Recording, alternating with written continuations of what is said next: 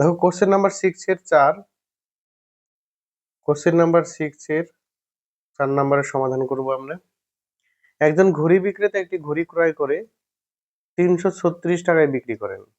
তিনি যত টাকায় ঘড়িটি ক্রয় করেছিলেন শতকরা তত টাকা তার লাভ হয়।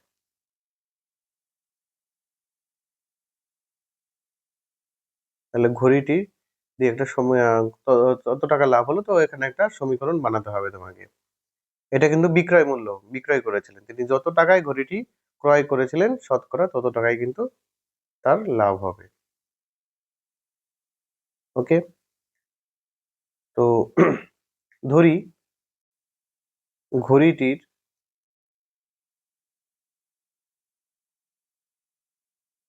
ক্রয় মূল্য এক্স টাকা। ওকে, তাহলে লাভ কত হয়েছে? লাভ হয়েছে x%। শতকরা তত লাভ হয়েছে, x% লাভ হয়েছে। তাহলে শর্তানুসারে কি লিখতে পারি? x plus x into x by 100, মানে কত লাভ? x%। কার x%? x এর x%, এটা x বাই 100। এটা হলো ক্রয় মূল্য। ক্রয় মূল্যের সাথে যদি লাভের টাকা যোগ করি তাহলে বিক্রয় মূল্য পাওয়া যায়। সেই বিক্রয় মূল্যটা কত আছে? 336 টাকা। তাহলে এখানে কি হয়ে যাচ্ছে? x plus x square by 100 equals to 336। তাহলে লসাগু হয়ে যাবে, এখানে 100 লসাগু হবে, এখানে 100x plus x square equals to 336। এখানে যদি কোনাকুনি গুণ করি, x square plus 100x equals to 33600, এটা 100 এর সাথে কোনাকুনি গুণ হয়ে গেল। এবার কি আসছে? এক্স স্কোয়ার সবগুলোকে বাঁদিকে নিয়ে আসবো, 100x মাইনাস 33600 ইকুয়ালস টু 0। এটা আমাদের সমীকরণ গঠন হয়ে গেল। এখানেই অ্যান্সার। কোশ্চেন নাম্বার 5 পড়ছি। এটা 6 দাগের 5 রয়েছে। স্রোতের বেগ ঘন্টায় 20 কিমি, রতন মাঝি স্রোতের অনুকূলে 21 কিমি গিয়ে ওই দূরত্ব ফিরে আসতে 10 ঘন্টা সময় নিয়েছে।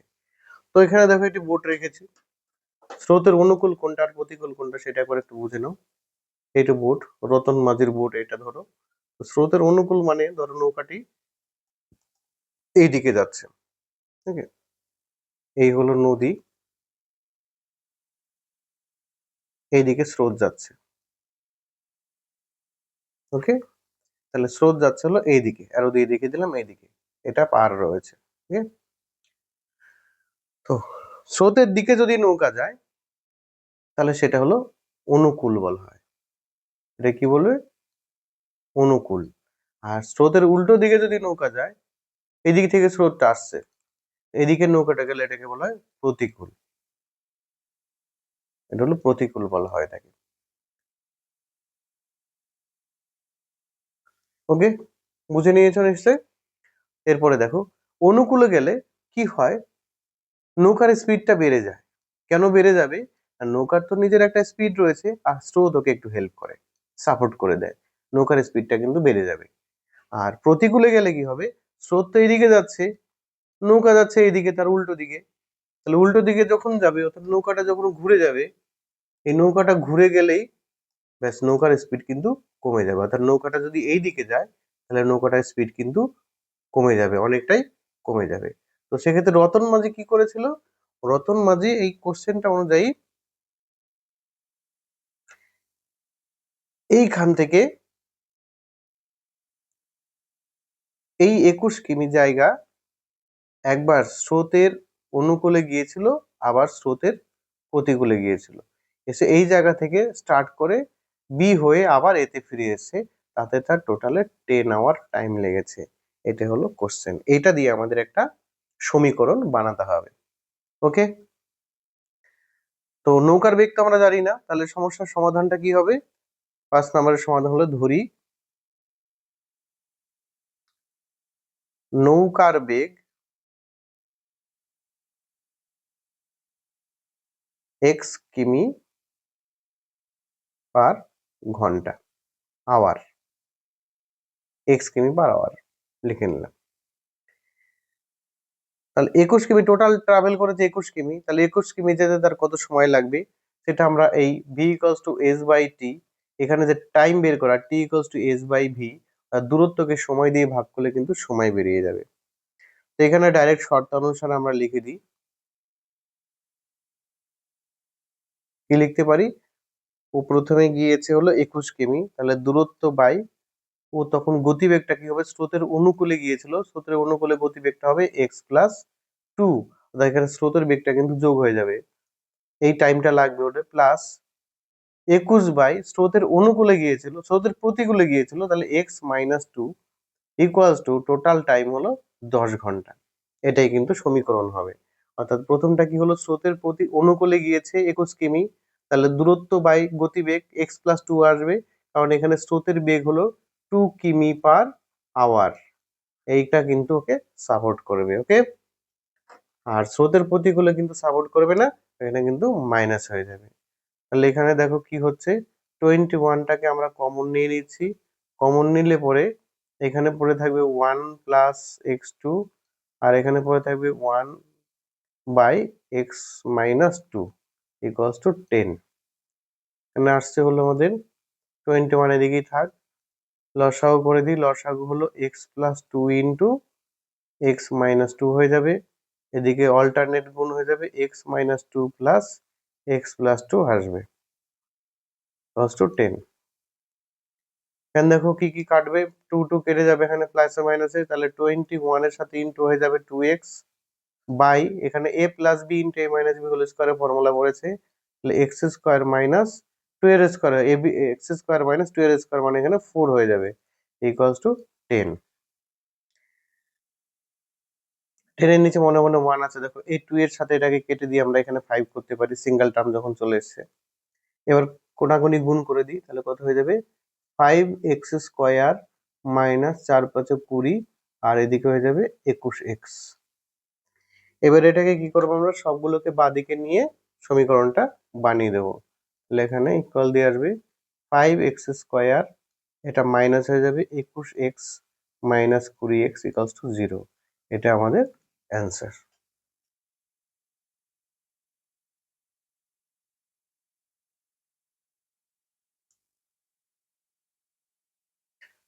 তো কোশ্চেন নাম্বার 6, আমাদের বাড়ির বাগান পরিষ্কার করতে মহিম অপেক্ষা মজিদের 3 ঘন্টা বেশি সময় লাগে, তারা উভয়ই একসঙ্গে কাজটি 2 ঘন্টায় শেষ করে দেয়।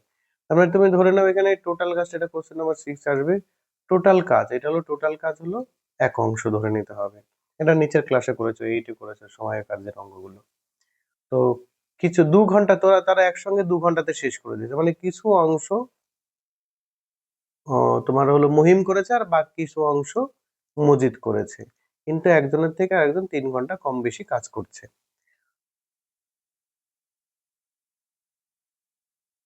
তাহলে আমি ধরি মহিম সম্পূর্ণ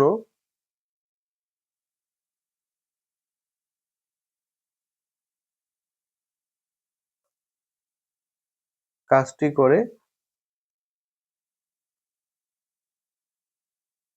এক্স ঘন্টায়, তাহলে মজিদ কত ঘন্টায় করবে, সুতরাং মজিদ করে এক্স প্লাস 3 ঘন্টায়।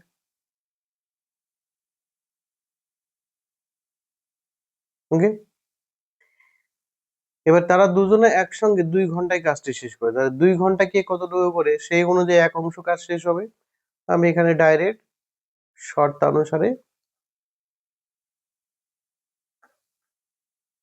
লিখে দিতে পারি, শর্তানুসারে লিখলে কি পাবো, এখানে মহিম তাহলে 2 ঘন্টায় কতটুকু করবে 2/x প্লাস, আর মজিদ তাহলে 2 ঘন্টায় কতটুকু করবে 2/x প্লাস 3, তার মানে পুরো এক অংশ করছে এক্স ঘন্টায়, তাহলে 2 ঘন্টায় কতটুকু করবে সেটা আমরা ঐকিক নিয়মে বের করতে পারি। এই টোটাল কাজটা হয়ে যাবে হলো এক অংশ কাজের সাথে সমান। এখন ডাইরেক্ট লসাগু হবে এখানে, x into x plus three হবে লসাগু, এর সাথে অল্টারনেট গুণ হয়ে যাবে 2x প্লাস 6, এর সাথে অল্টারনেট গুণ হয়ে যাবে 2x ইকুয়ালস টু 1। এটা আমরা 1 এর সাথে গুণ করে দিই। ইজি ম্যাথ রয়েছে, একটু স্টেপ জাম্প করেই করছি। এখানে 4x প্লাস 6 আসবে, তো সব আমি বাঁ দিকে নিয়ে আসি। 3x minus 4x minus 6 equals to 0। অর্থাৎ সমীকরণ গঠন করতে হবে, এখানে কোনো সমাধান করতে হবে না। মাইনাস 6 ইকুয়ালস টু 0, এটা আমাদের অ্যান্সার হয়ে গেল। এখানে কি হয়েছে, যোগ বিয়োগ হয়েছে, মাইনাস সাইন বড় রয়েছে, 4x থেকে 3 মাইনাস হয়েছে, 1 থাকবে। এটা ব্যাস, এই হলো ম্যাথ। খুব একটা ইম্পর্টেন্ট ম্যাথ নয় এগুলো, জাস্ট সমীকরণ গঠন করে এখানে ছেড়ে দেবে।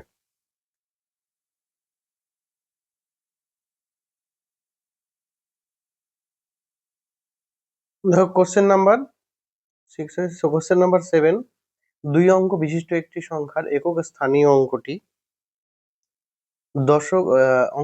দশক স্থানীয় অঙ্কের অপেক্ষা 6 বেশি এবং অঙ্ক দ্বয়ের গুণফল সংখ্যাটির চেয়ে 12 কম। তো সেখানে 2 অঙ্ক বিশিষ্ট একটি সংখ্যা, 2 অঙ্ক বিশিষ্ট সংখ্যা শুরু হয় কোথা থেকে? 2 অঙ্ক বিশিষ্ট সংখ্যা শুরু হলো 10 থেকে, শেষ কোথায়? 99। অর্থাৎ 10 থেকে 99 কোনো একটা সংখ্যা নিয়েছে। যদি আমি 99 ধরি তাহলে এটা হলো একক স্থানীয় অঙ্ক নয়, দশক স্থানীয় অঙ্ক নয়। যদি আমি 69 ধরি, একক স্থানীয় অঙ্ক নয়, দশক স্থানীয় অঙ্ক হলো 6। এটা কিভাবে সংখ্যা তৈরি হয়? এই দশক স্থানীয় অঙ্কের সাথে 10 গুণ হয়, প্লাস একক স্থানীয় অঙ্কের সাথে 1 গুণ হয়। এটা প্রাইমারি পড়া, এটা তোমরা সবাই শিখে নিয়েছো। তাহলে এখানে কত হবে? 60 প্লাস 9, দ্যাট মিনস 69। এইভাবে কিন্তু 2 অঙ্কের সংখ্যা কিন্তু গঠিত হয়। এগুলো স্থানীয় মান আর হলো প্রকৃত মান অনুযায়ী কিন্তু লেখা রয়েছে। প্লেস ভ্যালু আর ফেস ভ্যালু বলা হয়ে থাকে এটাকে। ওকে, তো তোমাদের অঙ্ক নিয়ে আইডিয়া আছে 2 অঙ্ক বিশিষ্ট সংখ্যা নিয়ে। তো এখানে আমাদের অঙ্ক টঙ্ক কিছুই নোন নেই, কিন্তু একটার থেকে আর একটা 6 কম বেশি রয়েছে, তার একটা ক্লু কিন্তু দেওয়া রয়েছে। এখানে দেখো বলেছে একক স্থানীয় অঙ্কটি দশক স্থানীয় অঙ্ক অপেক্ষা 6 বেশি, তার মানে একক স্থানীয় অঙ্ক বড় হবে, দশক স্থানীয় অঙ্ক ছোট হবে। তাহলে আমি এখানে ধরে নিই, এটা কোশ্চেন নাম্বার 7 আসছে, 6 এর দাগের 7 নাম্বার কোশ্চেন। ধরি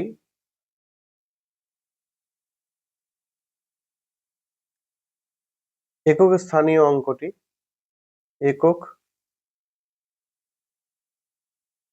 স্থানীয়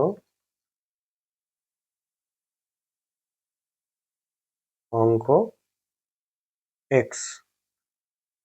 তাহলে দশক স্থানীয় অঙ্ক কত হবে? দশক স্থানীয় অঙ্ক এর থেকে 6 কম হয়ে যাবে, কারণ একক স্থানীয় 6 বেশি রয়েছে, আমরা মাইনাস করে বের করলাম। সুতরাং সংখ্যাটি কত হয়ে যাবে? সুতরাং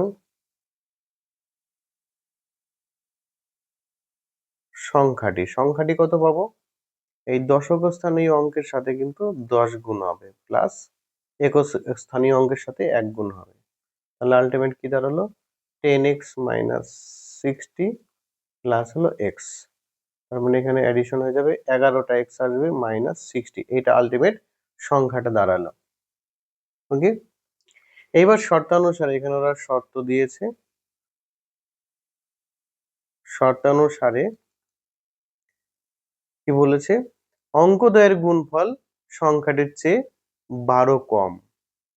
অঙ্কদ্বয়ের গুণফলের মধ্যে 12 কম রয়েছে। তাহলে অঙ্কদ্বয়ের গুণফল কত? x ইন্টু এক্স মাইনাস 6, এর সাথে যদি আমি 12 যোগ করি তাহলে এই যে সংখ্যাটি পেয়েছি হিসাব করে তার সাথে ইকুয়াল আসবে। তাহলে এখানে আমরা গুণ করে ডাইরেক্ট সমীকরণ কিন্তু বানিয়ে নিতে পারছি।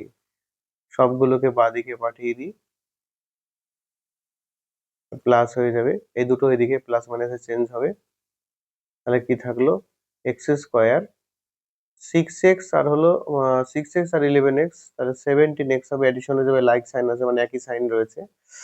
আচ্ছা, এটা যোগ হয়ে যাবে 60 আর 12। ব্যাস, এটাই আমাদের ইকুয়েশন কিন্তু ফর্ম হয়ে গেল এইভাবে। ওকে,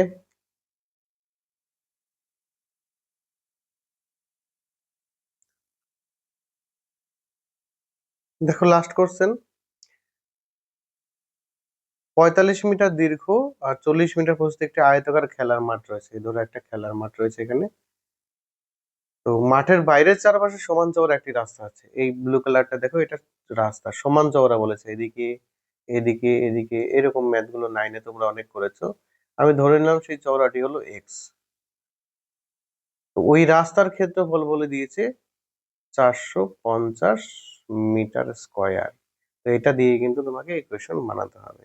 তাহলে এখানে দৈর্ঘ্য কোনটা রয়েছে, দৈর্ঘ্য হলো 45 মিটার হলো দৈর্ঘ্য রয়েছে এইদিকে এইদিকে, আর এদিকে এদিকে এদিকে রয়েছে 40 মিটার হলো প্রস্থ রয়েছে, এর বাইরের চারপাশে কিন্তু রাস্তাটা রয়েছে।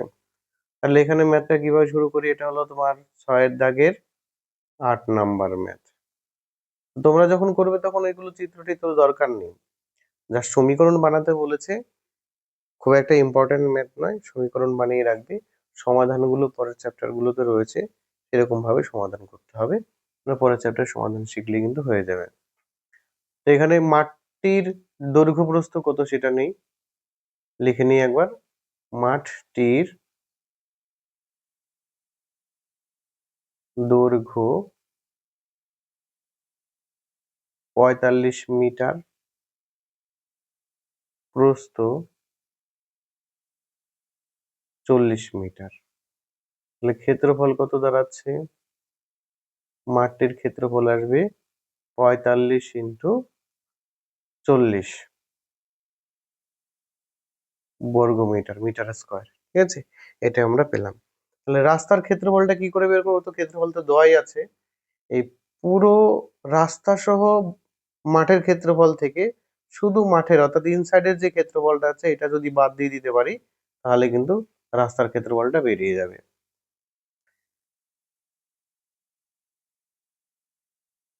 তাহলে কি লিখবো, রাস্তা সহ মাঠের দৈর্ঘ্য কত হচ্ছে সেটা আগে লিখে নিই। রাস্তা সহ মাঠের দৈর্ঘ্য, তাহলে কি হয়ে যাবে, রাস্তা অ্যাড হয়ে যাবে, কত ধরেছি, রাস্তার চওড়া এক্স ধরেছি, তাহলে 2x হয়ে যাবে এখানে, ঠিক আছে, এত মিটার, ব্র্যাকেটে লিখে দিই, ধরি রাস্তার চওড়া এক্স মিটার। ওকে, তাহলে প্রস্থ কত হয়ে যাবে, প্রস্থ দুই দিকে চওড়াই বেড়ে যাবে, 40 + 2x মিটার। ওকে, তাহলে ক্ষেত্রফল কত হয়ে যাবে, রাস্তা সহ ক্ষেত্রফল, রাস্তা সহ ক্ষেত্রফল হয়ে যাবে 45 + 2x ইন্টু 40 + 2x + 2x, এত স্কয়ার মিটার এরিয়াটা হয়ে গেল এখানে। এরপরে দেখো রাস্তার ক্ষেত্রফল তো দেওয়াই আছে, তাহলে এখানে কি আসবে, শর্তানুসারে চলে আসবে। শর্তানুসারে কি, এই রাস্তা সহ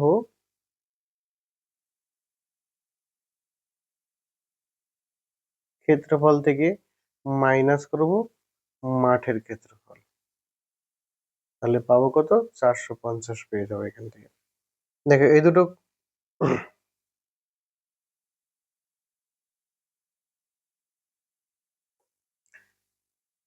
গুণ হয়ে যাবে, এই দুটো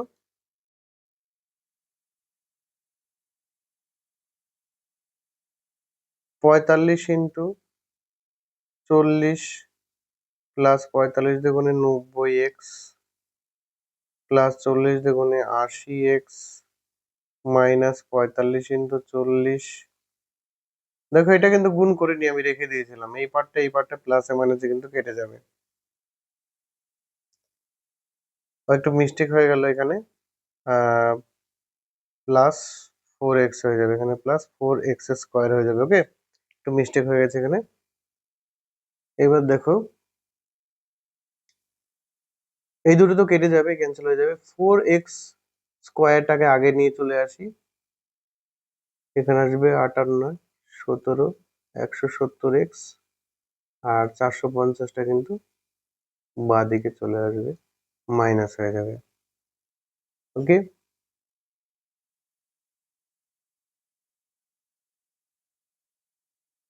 এবার 2 দিয়ে যদি আমরা এখানে ডিভাইড করি তাহলে এখানে আসবে হলো 2x² প্লাস আসবে হলো 8 দ্বিগুণে 16 আর 17, 5 দ্বিগুণে 10, আর এখানে 2 দিয়ে ডিভাইড করলে আসবে হলো 225।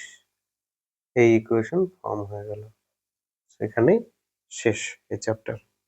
ওকে, তাহলে তোমরা এক্সারসাইজে 1.1 আছে, এটা শুধুমাত্র শর্ট কোশ্চেনের জন্য প্র্যাকটিস করে রাখবে।